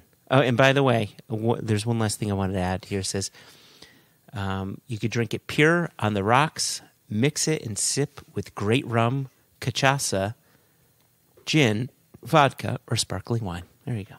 But not whiskey. Well, you've just put a challenge in front of me, Jason. I had my first whiskey sour the other day. I completed a biography of Hemingway, and Hemingway is considered, and I don't know my mixology history here, so if I'm treading on toes here, I apologize. But Hemingway is considered the creator of the whiskey sour. And so in looking up a bit of information on the whiskey sour, I thought, I'm going to give this a try. And I don't think I chose the right whiskey for it. And so I'm going to try again with a different whiskey. I use Glasgow Blend because I thought a little bit of that smoke, a little bit of that lime, could those work? Nope, is the answer. So I'm going to use Oak Cross with a bit of lime and see where we stand. See, so two things. When you mentioned Hemingway and not wanting to step on any toes, I thought of Hemingway's polydactyl cats, and that made me laugh. Anyway, I always thought of whiskey sours as something that you would make with bourbon, with right. So you'd have the sweet and the sour. So I could have overstepped my boundaries with the name here. So maybe I'm talking about whiskey and lime, which I've turned into, or Scotch and lime. Maybe I'm thinking Scotch and lime, and I've turned that into whiskey sour in my brain. Yeah, maybe, or maybe that's the whiskey. I think you are correct that whiskey, that whiskey sour is a different. Doesn't a whiskey sour even have an egg white in it? And I do not do egg white cocktails. It's optional. I don't either. It just the idea of it just sounds horrific to me. I just don't do the texture of it. It just doesn't work. Did you quick question? Quick. Yes. How old were you when you watched Rocky for the first time? My parents got it on video cassette, and I saw parts of it. So when did it come out? 1980? I wanted to say 78, but could be 80. Could be 80. So in that ballpark. So I would have been somewhere in single digits, maybe even around 8. So speaking of Edwards, I know what you're talking about. I know what you're talking about. Where he puts the 4 eggs in the glass and then chugs it. Have you tried that? No. I did. Thank you. I did. No, and I threw up all over the place. All over the place. The egg and then everything else that was in my stomach just came out. Yeah. No, thank you. Frightening. So anyway, Scotch and lime. Let's call it Scotch and lime. Going forward from this moment, I'm gonna try with the Old Cross. I also think the Great King Street Artists blend. I think that would potentially work with a Scotch and lime. So yeah, apologies for setting out with whiskey sour on that one. I got us off on the wrong path. Scotch and lime, started by Hemingway, and his a polydactyl cats. Drinker, and his polydactyl cats. Prodigits.